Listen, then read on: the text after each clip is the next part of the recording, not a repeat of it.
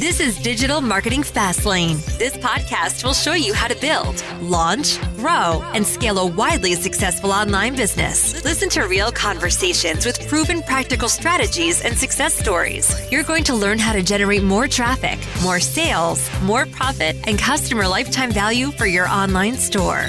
Coming to you from the online marketing experts at Voy Media, here's your host, Kevin Urrutia.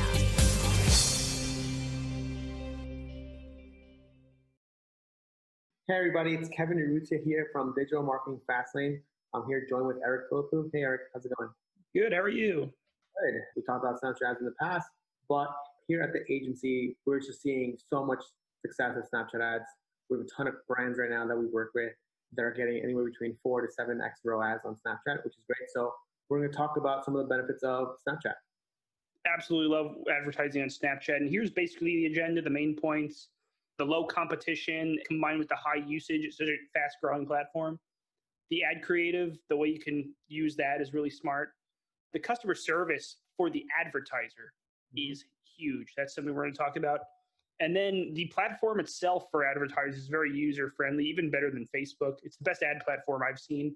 The first thing we're going to talk about, what we mean by low competition, high usage.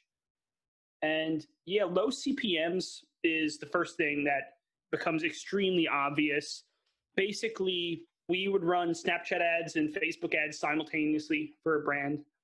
And we get the same click-through rates, like maybe 3 to 5% click-through rates, which, by the way, is great. In Snapchat, it's a swipe-up rate. So it's a little different, but people swiping up instead of clicking.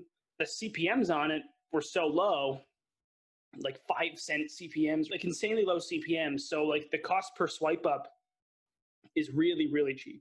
Probably a tenth of the cost per click on Facebook ads. That was really, really good. You know, I can lower your cost per acquisition, and I can get you a lot of traffic to your website for very little money. You can retarget them later on any other platform, basically.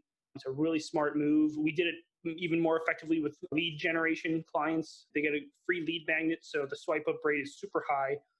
It's just a really good way to get a lot of traffic very cheap. It's a fast growing platform. So many people are on it. It kind of leads into misconceptions. These will help you. Because a lot of advertisers, even in our industry, maybe even when we first started maybe a year ago on our team, were saying, oh, we should try Snapchat ads. People in our circle, in the Facebook groups, and like the media buying community, they're like, oh, it's just teenagers. And that was completely not true, especially when we started launching ads. We targeted male demographic in the 20s, and they were doing great. But obviously it skews younger than maybe Facebook with 60-year-olds on it, but it's growing. Those misconceptions help you because it keeps these brands and these advertisers out of it. That's what makes the CPMs low.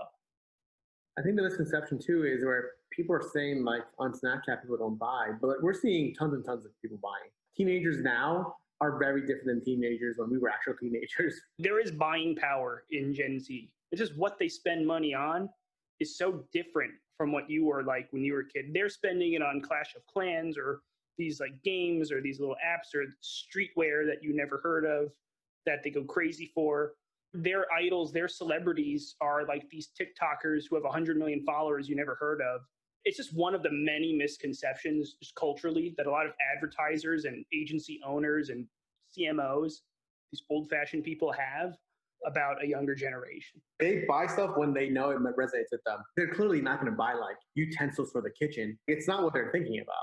So it's a different type of audience. We have a brand, Eric, you know, who kills it on Snapchat because it is that 18 to like 24-year-old crowd that loves these products. We're getting between 8 to 10x return on ad spend. The product that is not a necessity at all, right? You know, it's not like toilet paper in mass that you might get on Amazon. They just need it because it's like they'll look cool, right? And that's what it is. You look cool, you look nice. Let's talk about Snapchat ad creatives. They have obviously the single image or video ads. They have the story ads. Those are the ones that, if you go to like discovery section on Snapchat, that's the ones that's an image. And then when you click on it, it turns into like a video. Those are really great. Usually called like discovery ads as well. They have like product catalog ads. You can sort of see from products. And they also have collection ads. And then other things that they have is filters, so you can do filter ads as well. Snapchat is getting better with the ad types that they're giving you, but they do have a lot that you can play with, especially when you're already doing a lot of these ads on Facebook, since it's that vertical format that you can just quickly change over to Snapchat. When we start with a brand on Snapchat, we're already running their Facebook, Instagram ads. One of the things we do try, we're marketers, we're people. We like to be efficient. It's not lazy, but it is worth trying. If you have an Instagram story style ad that is very effective, we launch it on Snapchat ads. And a lot of the times it does pretty well. So depending on the niche, but it's a good way to start. If you're making the story ads anyway, just try it on Snapchat. Another thing, a lot of ads that do really well are user generated content on Snapchat. It's very native for Snapchat. A lot of marketers worship user generated content. Facebook, Instagram, every platform, but it's even more effective on Snapchat because it's so native to the platform. That's the kind of content that establishes trust, like a user generated content style review video. Especially if you use an influencer, someone who's relatively known, or even just someone who's a great content creator, maybe a micro influencer, but they just make great content, good charisma. They're very funny. That's the best way to do it. It's super easy to reproduce. That's another benefit as a marketer. Literally can just do this right now and take my phone and make user generated content video. On Facebook, Instagram, it'll work too. And on Snapchat, it's even better. Snapchat just works even better because it's so native and it's just like that vertical format. One key thing though with a Snapchat creator, you need to have a clear call to action, like swipe up. You need to put that call to action. People need to know what to do. And I think this is a mistake a lot of brands make, is that they're hoping their users know what to do. But no, just tell them, swipe up. And you could even spice it up. Don't just say swipe up. Like part of the content could be swipe up to change your life. Swipe up to really make that change you want. Swipe up to get whatever benefit this product gives you. Buy now could be like get it now, purchase now. Oh, yeah. How do you spice it up to sort of what you want? We as an agency, we have a Facebook marketing partner. She's phenomenal. Up until then, I've been working with Facebook customer service. God bless them, but it's such a huge platform. It's hard to be so efficient in customer service. So many different users, so many questions, especially a lot of them are about their policy. Things get disabled for no reason. They don't answer you. A robot answers you. It sends you a link to like, oh, this is the rules. Just read our policy. It's like if you get pulled over and arrested and you ask, what did I do wrong, officer? And he gives you a copy of the Constitution. When you're spending so much money in ads and you get disabled, you're talking to a robot or someone who like is really disconnected. Even if you do ask, like, there's no real follow-up. Until we had our superhero preferred agency partner, we really had almost no success with customer service on Facebook. Snapchat is the total opposite of this. They absolutely love talking to you. They respond instantly. Ask them for an email of someone else to schedule a call, no problem.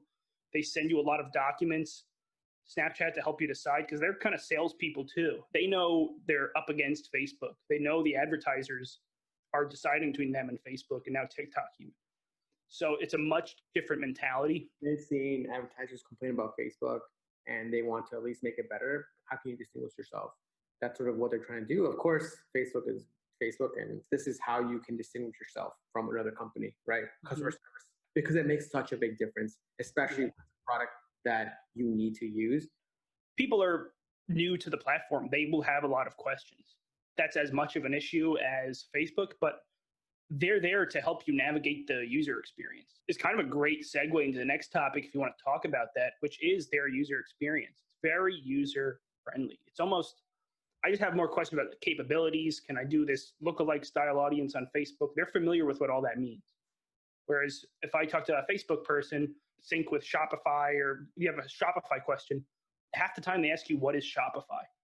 Easiest platform to use. Kevin, I know you're in the ads platform too a lot. What do you think about their user friendliness?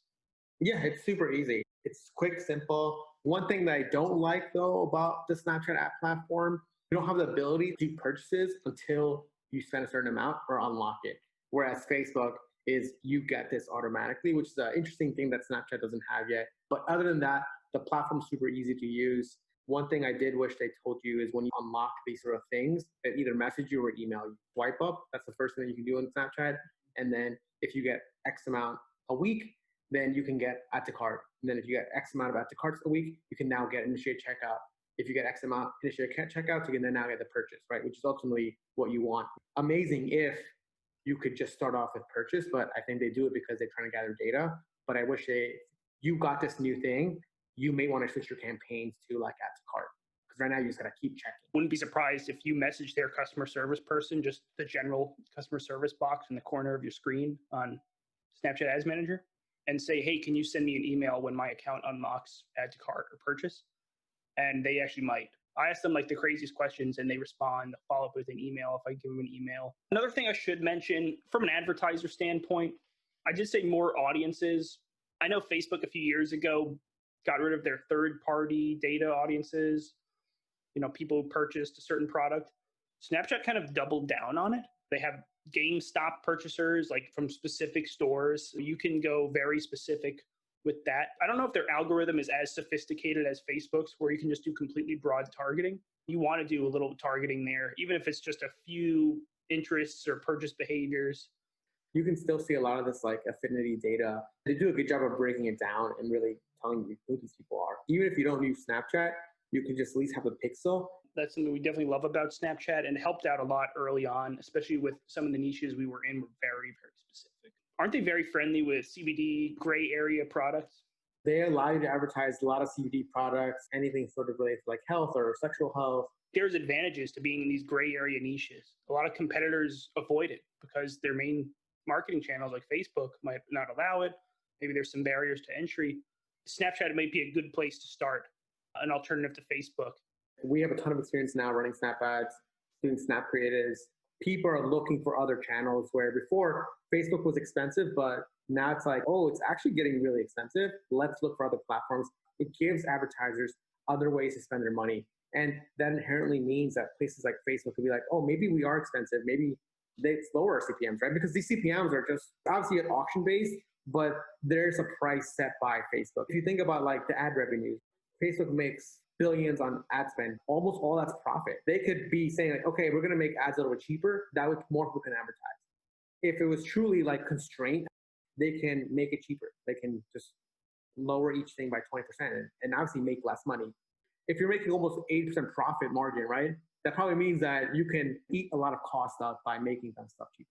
Would you go as far as saying that any brand you're starting out or you're thinking what I should advertise on should just try Snapchat just to see what happens, even if you don't think your target audience is there? At least get the pixel. At least start collecting the data. Cost per click, cost per swipe up is so cheap on Snapchat. So even if you put $50 a day, something very low on Snapchat, you'll get a lot of clicks, a few hundred clicks or a few hundred website visitors a day. You'll be getting data a lot faster because the cost per swipe up, cost per traffic is so much cheaper. It's a lower risk test to do, especially if you're having a lot of trouble on Facebook, but your CPMs are killing you. I would definitely try Snapchat. And the thing too, it's like certain angles might work better on Snapchat than on Facebook. This goes back to ease of use and also the riskiness of the platform. Competitions on Facebook don't do well because Facebook just doesn't like competitions. But on Snapchat, you could run a competition and that might do better. Each platform can be used differently. Thanks for listening or watching. If you're on YouTube, if you have any questions, email eric@voymedia.com or kevin@voymedia.com.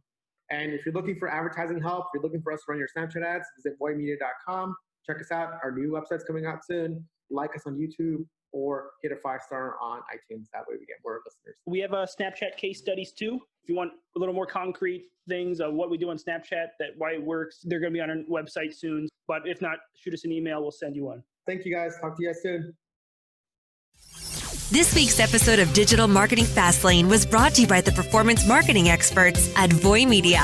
Join us again next time as we'll be bringing you more tips, techniques, and know-how to make your online business the very best that it can be. If you have any questions, comments, or feedback, we'd love to hear them on Twitter @Voy Media. Thank you.